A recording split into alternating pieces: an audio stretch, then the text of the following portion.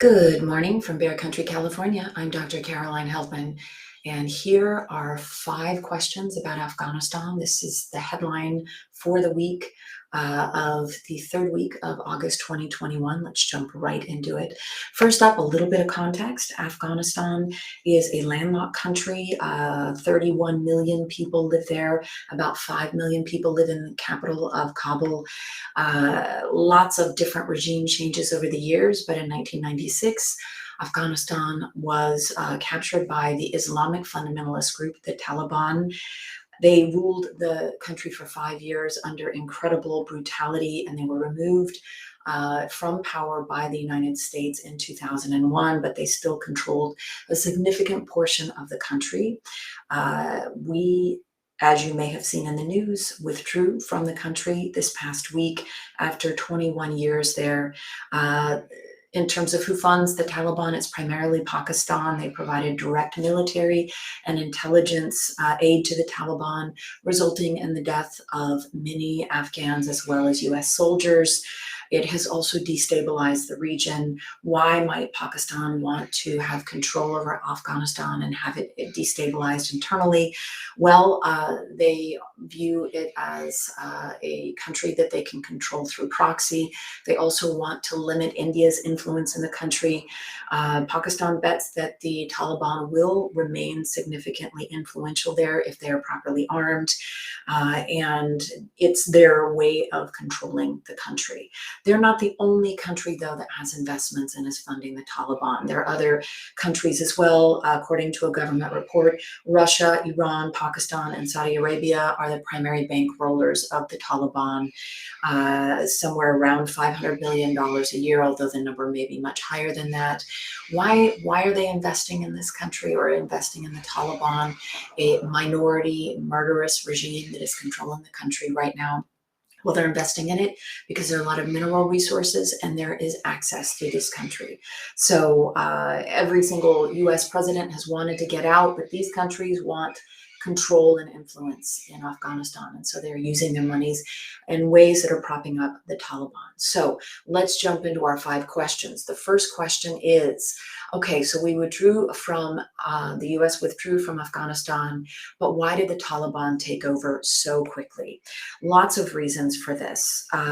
First off, it's important to know that the withdrawal that we saw this past week actually happened because of an agreement that Donald Trump made in February of 2020, in which he negotiated directly with the Taliban and kept the democratically elected Afghan government out of the equation. They were not part of these negotiations. He negotiated directly with the Taliban and gave them a considerable platform and power that it was unconscionable. And I will talk about why that's unconscionable in a moment.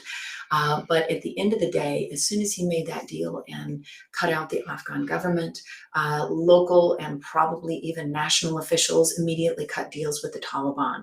Money deals, certainly deals to reduce bloodshed. And so this happened so quickly because across the country, there were already deals in place that local and other regional officials had made with the Taliban in order to line their pockets and reduce bloodshed.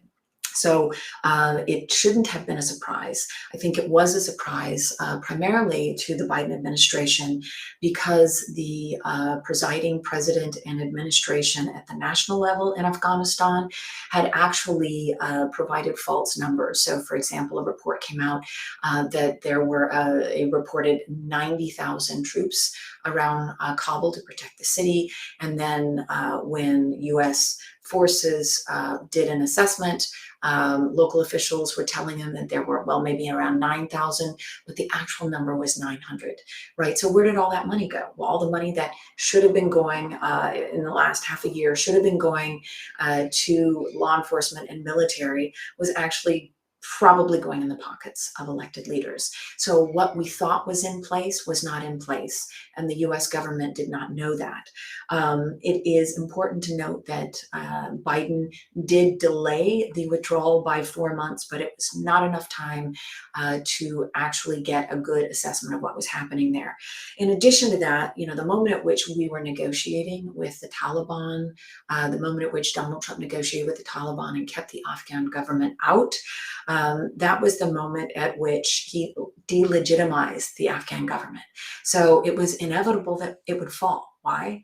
Because we negotiated with the people we knew were going to take over, right? That was a very clear sign of that. Okay, next big question would be, what do we know about the Taliban leadership? Mullah Abdul Ghani Baradar is featured here on the right, meeting with Mike Pompeo. It is important that you see this visual so that you know that we did a couple of things. First off, his nickname is Baradar the Butcher, because he oversaw, the unprecedented murders of public beheadings and other murders in former places like where sporting events would take place, for example. He oversaw the implementation of a very narrow and draconian interpretation of Sharia law, where if you steal something, your hand could get cut off, where if you have an affair outside of your marriage, you could be murdered. A murderous regime. So we had actually captured him, and Pakistan was holding Baradar the Butcher back in 2010. So he was in a jail in Pakistan for the last 10 years. And Donald Trump negotiated his release. The Trump administration negotiated his release as part of the peace negotiations in February of 2020. And Baradar is now the most likely person to lead the Taliban in Afghanistan. So we had a US president, first US president who actually had a conversation with a known terrorist. First time that's ever happened. Donald Trump negotiated his release, maybe not personally, but his administration did. First time a US president, sitting president, has negotiated for the release of a terrorist. And now it appears that the plan was all along that he would be leading the Taliban. He would be leading the new regime in Afghanistan. So next question, number 3, how much is Biden to blame? How much is Biden to blame? Well, it's important to note he is being blamed quite a bit by the American public. He had a 7-point drop in approval ratings, which is astronomical in 1 week, as these images of folks trying to flee Afghanistan came out. But let's lay blame where we should. First off, people seem to forget that George W. Bush got us into this. He got us into this because we were going to go into Afghanistan that was harboring al-Qaeda, which was actually involved in the 9/11 attacks, and we were going to cut them off at the knees, right? So we went in, we did that. We denuded much of the power of al-Qaeda. But then it very rapidly, under the Bush administration, the purpose very rapidly shifted to nation building. Lots of folks have tried nation building in Afghanistan. It doesn't work. So we wasted $7 trillion in the past 2 decades, and then each successive president would pass the baton to the next one, not wanting what just happened to Biden to happen to them. It's important to note that Obama got into office and actually escalated troops, and then he de-escalated them, didn't get us out of the war. Trump comes in and makes a hooey deal, and I say hooey because what we should have done, if he's going to negotiate with terrorists, if he's going to negotiate with the Taliban to hand that country back over to them, even though they're a minority, they're oppressive, and the only way they stay in power is through force, then the least he could have done is negotiate a good peace deal. But that wasn't his thing, right? There are lots of reasons why this didn't happen, but he thought he could do a quick and easy fix. So the deal that he negotiated did not include peace negotiations with the existing government. It should have. It did not include a plan to keep U.S. weapons out of the hands of terrorists, the Taliban. It did not. It did not include a plan to safely evacuate the approximately 88,000 Afghans and their families who have helped the U.S. in the past 2 decades. But at the base, it should have included an agreement that the Taliban would negotiate with the existing Afghan government to keep certain seats. Perhaps they would have some power, but they wouldn't have all the power. A good peace plan could have included all of that. It did not.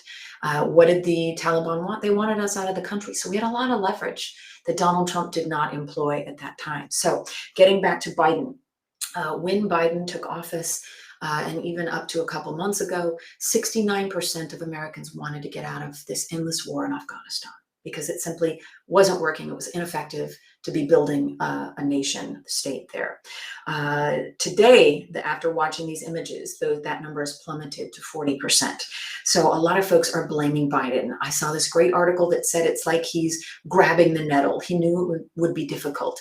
This is what Biden is responsible for, though. I don't think he's being properly blamed because I think all of these presidents who failed to get us out, and especially Donald Trump, who negotiated a deal that made sure that what happened in the past week would happen. It was inevitable. Biden is responsible for not knowing how quickly it would happen. And because of that, we haven't gotten the 88,000 Afghans who helped us and their families out. And because of that, we haven't gotten all the journalists and the US folks out quickly enough. We thought we had months, then it was weeks, then it was days, and then it was clear it was simply a matter of hours. Again, because the moment at which Trump negotiated with the Taliban in 2020, the Afghan government that was in place at that time then went and cut deals with the Taliban, again, to line their pockets and to reduce the bloodshed, right? So it is no surprise that what happened. It was inevitable, just the speed at which it happened. And that is a failure of intelligence on the part of Biden's administration. So let's jump into the next big question. What can the Biden administration and the US do now to soften the blow for people in Afghanistan? Biden is immediately reacting and sending more troops back because it's clear we don't have the time that we thought we did. We need to get the 88,000 out. We need to get all US folks out. We likely also need to open up a path, as many Senate Democrats and Republicans have called for, open up an immediate new special visa pass for humanitarians. So that would be women activists, women political leaders, women journalists, women military leaders who joined forces in the past 20 years. I mean, life has changed dramatically for women in Afghanistan in the past 20 years, and now they will pay the price as the Taliban gets back into power. So we need to not only create a new visa track, we need to fast track it to get people out, but especially girls and women who are in great peril right now. We can also urge these countries that have been pouring money into the Taliban, China, Russia, Pakistan, Saudi Arabia, we can urge them to use their money in ways that make sure that the Taliban at least has some basic respect for human rights. If they want, if the Taliban want to be global economic players, these countries can put a lot of pressure on them. Now, it's unlikely to happen because look at the track record of humanitarian abuses in China, Russia, Pakistan, and Saudi Arabia. Not likely to happen, but it could happen. And the US could put pressure on them to do that. Next big question, which countries are taking refugees? Because again, 88,000 folks who helped the US and other allies during our time there, as well as folks who need to get out for humanitarian purposes. Canada and Britain are each taking 20,000 Afghan women leaders, reporters, LGBTQ plus people, and human rights workers. So 20,000 each. That's remarkable. The US has not decided how many we're going to take. I would assume that the Biden administration is going to run up against this xenophobic, racist, anti-immigration policies that Trump really fomented in the past 4 years. So who knows what will happen there. Other countries, Turkey is building a wall to block refugees. I have some choice words for them that I can't say. The French president, Macron, asked officials in Pakistan, in Turkey, and Iran to prevent migrants from reaching that country. They also have a xenophobia problem, just like the US. And the European Union is asking its members to take more Afghan refugees, but there's a great reluctance to do so because Steve Bannon and the white ethno-nationalist machine that has worked its manipulations in the United States has also been working overtime in most European countries. Last question, will women and girls actually be treated okay by the Taliban? There's some early evidence, right, that a Taliban leader was interviewed by a woman news host. There are claims that women will keep their rights as interpreted under Sharia law. Uh, Women in Afghanistan have a hard time believing that. Anyone who's studied the Taliban for even 5 minutes has a hard time believing that. And in fact, there's already some cracks in this facade that the Taliban is putting out. They're definitely running a charm offensive. It's important to note they have a professional PR machine, probably a very expensive one. They don't want to be a global pariah. They want to be economic players. Well, if you want to do that, your words are going to have to match your actions, because in the age of social media, this information will get out. And in fact, it already has. We know, for example, that Taliban fighters in Jalalabad fired into a crowd of protesters. The protests are increasing across the country, and the Taliban is going to have a really difficult time, unless they actually don't use their repressive tactics. They're going to have a difficult time telling the world that they're, a bunch of nice guys now, as they're open firing into crowds. In Western Afghanistan, the Taliban fighters prevented women from entering a university there. And that suggests that maybe it's coming top down, because in terms of the Taliban, you have these leaders who are running a charm offensive and a very expensive PR campaign.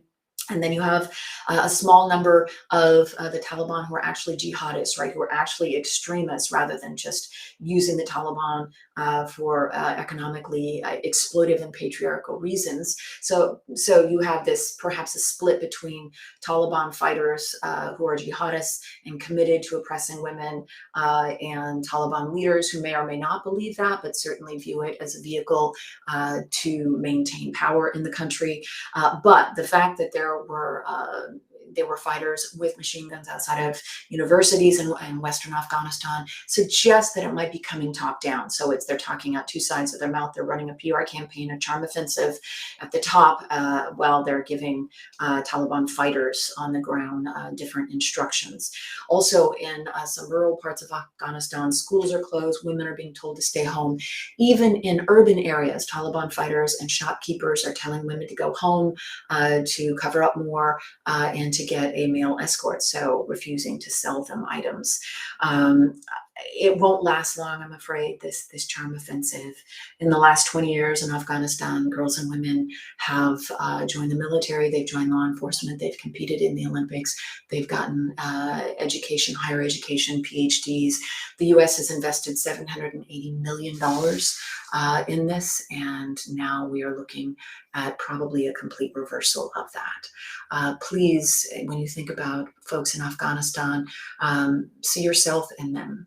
This is just like you and I, right? We're sitting in our neighborhoods, we're enjoying our rights and our privileges, and all of a sudden you have a murderous regime coming in, a minority murderous regime that only stays in power through violence, coming in and dramatically shifting your way of life. So as you head out into the world, please be gentle with yourself, be kind to others, and rock on.